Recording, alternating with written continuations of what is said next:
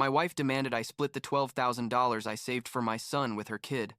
But when I said no, she sent me an insulting list of demands and threatened divorce.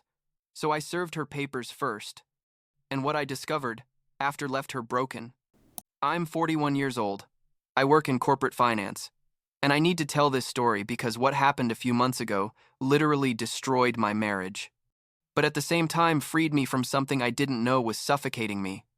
I guess I should start from the beginning. When I met Melissa like 8 years ago. But the truth is the important part. The part that really matters. Starts with a decision I made 3 years ago that I thought was brilliant. You know, one of those proud dad moments where you think you're doing something really special for your kid. Isaac is my biological son. He's 18 now, but when all this started, he was like 15, almost 16. He's always been a good kid, responsible, hardworking, one of those you don't need to be on top of all the time. When he turned 15, he got his first job at a clothing store in the mall. Nothing fancy, like $8 an hour or something, but he was super excited because it was his first real money. You know what I mean? And I remember perfectly the day he came home with his first paycheck, he had this huge smile and told me, "Dad, look, I made $240 in 2 weeks." And I felt, I don't know, proud, I guess, because at that age I was doing anything but working. So I got this idea, basically a secret plan that I thought would be amazing. I told Isaac we should open a savings account for him, that he should put like 20% of each paycheck there for college or whatever. He agreed. But what I didn't tell him is that I was going to add another 30% from my own pocket, without him knowing. The idea was that when he turned 18 and graduated high school, I was going to surprise him with all that extra money he'd accumulated without realizing it. I thought, what better gift than giving him a fund for a car or help with college or whatever he needed. It was my way of rewarding him for being responsible and hardworking from such a young age. Now, I have to mention that when I married Melissa 8 years ago, she already had Trevor, who's 19 now. Trevor is her son from a previous relationship, and when we met, he was like 11 years old. At first, everything was fine. I mean, I'm not going to lie and say it was perfect because blended families are never perfect, but we got along decently. Trevor was always different from Isaac, more relaxed about responsibilities, not as focused on work or money. And that's fine, honestly. Not all kids are the same, and I never pressured him to be like Isaac. Trevor also got a part-time job when he was like 17, also in retail, a video game store or something. The difference is Trevor spent his money almost immediately, on video games, clothes, going out with friends, that kind of stuff. And again, that's fine. It's his money and he has the right to spend it however he wants. Melissa never set up a savings plan for him or anything like that, and I never got involved in that because, well, he's not my biological son and I thought those decisions were up to her. During those 3 years, I was saving money for Isaac. Life went on normally. Melissa and I had our ups and downs like any marriage, but nothing terrible. Or at least that's what I thought. We both worked, shared expenses, the kids went to school, family weekends, the typical routine. I kept adding that 30% every time Isaac got paid, and I watched the fund grow and grow, and I got more and more excited thinking about his face when I told him. I think in total, between what Isaac saved and what I added, it came to like $12,000 over those 3 years. It's not a fortune, but for an 8-year-old kid who just graduated high school, it's pretty good money. Enough to buy a decent used car or help with the first year of college, or whatever he needed. I was so proud of having done this for him, like literally counting down the days until his 18th birthday when I planned to tell him. The day came like 6 months ago. Isaac turned 18 inches April, I think. Or maybe it was May. I don't remember exactly, but it was spring. We organized a small family dinner. Nothing over the top, just the 4 of us and my parents. After dinner and cake, I told Isaac I had a special gift for him. I gave him the savings account statement and told him, "Look, son, these last 3 years, you haven't just been saving 20% of your paychecks. I've been adding an extra 30% without you knowing, and now you have $12,000 waiting for you." Isaac's face. I literally don't have words to describe his reaction. He was like in shock for a few seconds, looking at the paper, then looking at me, then at the paper again, and then he just hugged me and started crying, like tears of happiness, and told me, "Dad, I can't believe you did this for me. Thank you, thank you, thank you." And I got emotional too because, you know, those father-son moments where you feel like all your effort was worth it. My parents were super proud too. My mom was crying. It was a really beautiful moment. Melissa congratulated Isaac and gave me a smile, but now that I think about it, that smile didn't reach her eyes. You know what I mean? At that moment, I didn't think much of it. I thought maybe she was a bit tired or whatever. Trevor also congratulated Isaac, told him that was cool and all that, but I could see he was a bit uncomfortable. And, well, I get it. It must be weird to see your stepbrother receive $12,000 when you don't have anything like that. Trevor approached Melissa and asked her, basically, why I had done that for Isaac. But nobody had done anything similar for him. Melissa told him she didn't know I was doing that it had been a surprise for everyone. But then, instead of leaving it there, Trevor kept insisting it wasn't fair, that he worked too and also deserved help. And look, I can understand him feeling that way. But the thing is, nobody had stopped him from saving his own money, and Melissa hadn't made any effort to create a similar plan for him either. That night, after the kids went to bed, Melissa confronted me. She told me we needed to talk about Isaac's money. I thought it was going to be a conversation like, "Oh, how sweet what you did," but no, not at all. She told me Trevor felt really bad, that he felt excluded and less loved, and that I should have considered his feelings before doing something so big for Isaac. I explained that it had been a decision I made 3 years ago for my son, with my extra money, and that it was a personal surprise plan between father and son. I reminded her that she could have done something similar for Trevor if she'd wanted to, that nobody stopped her, and that's where everything started to fall apart. Melissa told me, and this is verbatim because it stuck with me, "Patrick, you need to divide that money equally between both kids. It's only fair." I was like, "What? Are you serious?" I told her no, that I definitely wasn't going to do that. That money was specifically for Isaac, that I had earned it and saved it with that purpose. She insisted that in a blended family there can't be favoritism, that Trevor is also part of the family and deserves the same treatment. The argument got ugly. I told her it wasn't favoritism. It was me being a father to my son, and that she had every opportunity in the world to do the same for Trevor, but chose not to. I told her that if she wanted to give Trevor $6,000, she should do it with her own money, but Isaac's money wasn't being touched.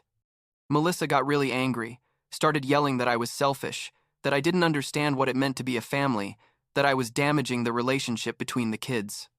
Like 2 weeks of horrible tension in the house went by. Melissa barely talked to me, Trevor avoided me, and Isaac felt super guilty about all the drama that had been created. I told Isaac it wasn't his fault, that he didn't have to feel bad about something I decided to do for him, but he still felt uncomfortable with the whole situation. The truth is, I was starting to regret having revealed the surprise in front of everyone. Maybe I should have told him privately and avoided this whole problem. Then one night, I think it was a Friday, Melissa came and told me she was going to stay with her sister for a few days because she needed space to think. She packed a suitcase and left, and Trevor went with her.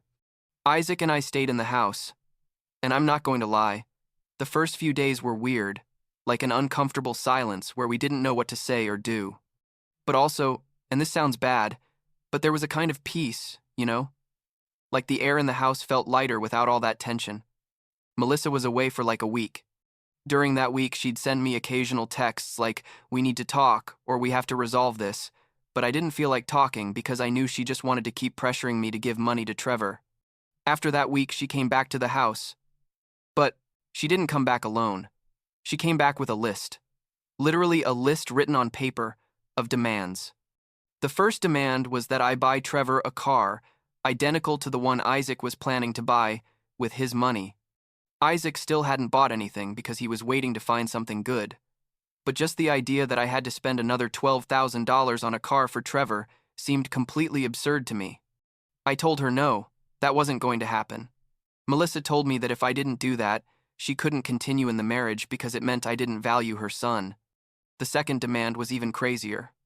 She told me that my parents, who are like 65 and 67 years old and retired, should pay for Trevor's college tuition because, according to her, if they helped me with college when I went, then they should help their grandson too. And technically, Trevor isn't their biological grandson. And besides, my parents had already told me years ago they were going to help Isaac with college when the time came because, well, he's their actual grandson. But Melissa insisted I had to ask them to pay for Trevor too, in the name of family equality. I explained that was completely unreasonable, that my parents had no obligation toward Trevor, and that besides I couldn't ask them for something like that. Melissa exploded, told me I was horrible, that I was ruining her life and her son's life, that she'd never seen anyone so selfish. I responded that she was the one being ridiculous with her demands, that she was trying to manipulate me and make me feel guilty for taking care of my own son. That night, after hours of arguing in circles, something in me clicked. I realized this wasn't going to end, that Melissa was going to keep making more and more demands, and that it was never going to be enough. I realized that the woman I married, or at least the woman I thought I knew, had become someone who only saw my family and me as a resource for her son. And it's not that I didn't want to help Trevor, but the ways she was demanding things, the tone, the emotional manipulation, it was all too much. The next morning, without telling Melissa anything, I went to see a divorce lawyer. I explained the whole situation to him, showed him texts, told him about the demands, everything. The lawyer told me I had a solid case, that the money I'd saved for Isaac was mine and I didn't have to share it, and that Melissa's demands were, in his words, completely without legal basis. He recommended I proceed with the divorce before things got worse. That week, I did the necessary paperwork. I hired the lawyer, signed the documents, and prepared everything. I told Isaac what I was going to do, and he supported me. Told me, "Dad, you have to do what's best for you. I'll be fine." I also talked to my parents, and they told me the same thing, that if I felt the marriage wasn't working anymore, to do what was right for me and for Isaac. Like 2 weeks later, the lawyer sent the divorce papers to Melissa. I wasn't home when she received them because I knew it was going to be a disaster, and I preferred to avoid the initial drama. Isaac told me she opened the envelope, read the papers, and literally screamed, "Seriously, Patrick? You're going to leave me over this?" Then she started sending me like 50 texts in a row, calls I didn't answer, voice messages crying and yelling at the same time. The messages ranged from super angry like, "You're a coward, you're the worst," to super dramatic like, "How are you going to destroy our family over money?" I blocked her number for a few days because I needed peace of mind, but I told her through the lawyer that all communication had to be through him from now on. Melissa didn't take that well at all. She tried to contact me through Facebook, Instagram. She even asked her sister to call me. I maintained my position. I wasn't going to let her manipulate me anymore. The divorce process took like 4 months total. During that time, Melissa and Trevor moved to an apartment near her sister's house. Isaac and I stayed in the original house. It was weird adjusting to living alone with my son after years of living with 4 people, but it was also, I don't know how to explain it, liberating, I guess. There was no constant tension, no arguments about money or fairness. It was just Isaac and me trying to figure out how to make things work. There was a moment, I think like 2 months after sending her the papers, where Melissa showed up at the house unannounced. She knocked on the door on a Saturday morning, and when I opened it, she was standing there looking like she'd been crying. She told me we needed to talk, that she'd thought a lot about everything, and that she wanted to try to fix things. I told her there was nothing to fix, that her list of demands and the way she'd handled everything had killed any respect or love I had for her. She tried to negotiate, told me she wasn't going to ask me to divide Isaac's money anymore, that I wasn't going to ask me to buy a car for Trevor, that she just wanted us to try again. But I knew that was pure manipulation, that as soon as she came back, she'd start with the same demands again, maybe not immediately, but eventually. I told her no, that my decision was final, and asked her to leave. She got angry again, told me I was going to regret it, that she was going to fight for half of everything in the divorce. And, well, she tried to do exactly that. During the legal process, she tried to claim half of everything, including, and this is the most ridiculous part, half of Isaac's $12,000. My lawyer laughed when he saw that in her demands, and told her lawyer that had no legal basis, because it was money I had specifically saved for my son before and during the marriage, and it wasn't marital property. In the end, the judge divided the assets pretty standard. She kept her car, I kept mine, we split the joint bank account 50 to 50, and the house eventually sold, and we divided. That too. The divorce was finalized like 3 months ago. In July, I think. Or maybe August. When I signed the final papers, I felt this huge weight lift off my shoulders, like I could literally breathe better. Isaac was with me that day, and we went to celebrate. Nothing fancy. We just went for burgers and fries at our favorite place and toasted with Cokes to a new stage of our lives. He told me, "Dad, I'm proud of you for standing up for what was right," and that meant more to me than anything else. I moved to a smaller apartment with Isaac because the house sold. I started reconnecting with friends I'd neglected during the marriage. Went back to the gym I'd quit years ago. I picked up hobbies again, like reading and watching movies that Melissa always criticized as a waste of time. Isaac eventually bought his car, a 2018 Honda Civic, nothing super fancy, but reliable and in good condition. He used like 8,000 of the 12,000 and saved the rest for college. He's planning to start community college next semester and eventually transfer to a 4-year university. My parents promised to help with expenses when that time comes, and I'm going to contribute what I can too. I haven't heard much from Melissa since the divorce was finalized. I heard through mutual acquaintances that she and Trevor are doing okay, that Trevor got a full-time job somewhere and is saving money. I'm glad they're okay. Honestly, I don't wish them ill, but I also have no interest in keeping in touch.